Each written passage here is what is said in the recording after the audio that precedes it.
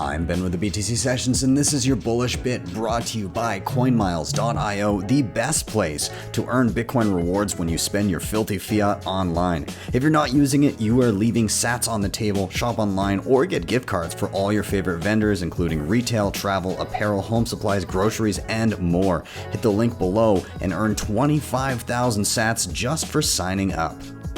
So many of these things that I think we all knew, really, because just the game theory in itself, right? But just because you know about the game theory doesn't take away from the fact that it actually happened, right? And there was this very strong narrative back in 2018 when people were coping, when the price was falling from 20K back to 15, back to 11.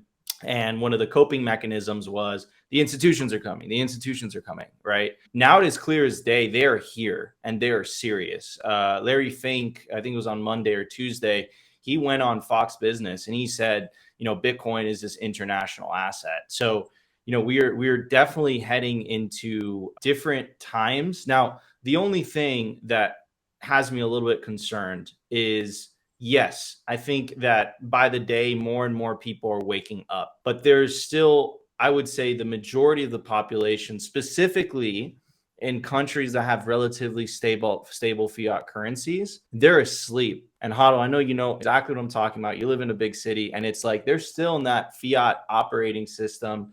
They're so enamored with the bread and circuses, so to speak. They don't really care, right? And that worries me a little bit.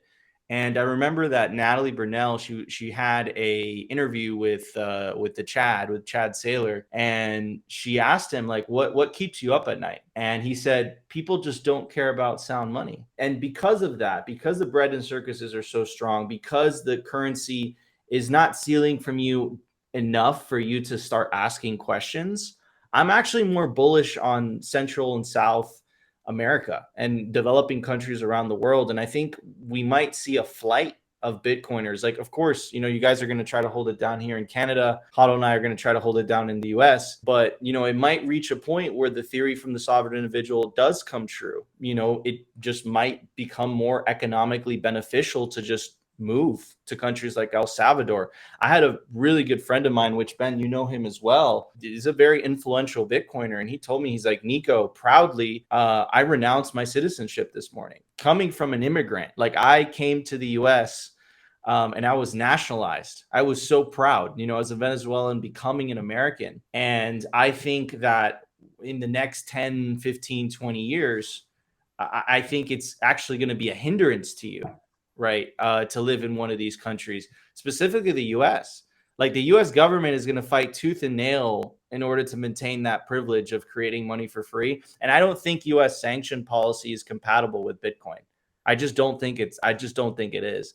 And I think that there's going to be an inevitable clash. So I think what worries me is not so much that Bitcoin wins. I know that we're going to win in the long term. What worries me is really this transitionary period that we're all going to go through. And but that's why you bunker down, you grow your local network, and you make these great Bitcoin friends, and you grow that community, and you try to hold it down where you're at. But I always joke around with Opti on Simply, if this fails, we're just gonna move to El Salvador, and we'll change the name of the show to Simplemente Bitcoin. And then BTC Sessions will change to his name to BTC Sesiones, and it's all good. We'll all learn Spanish.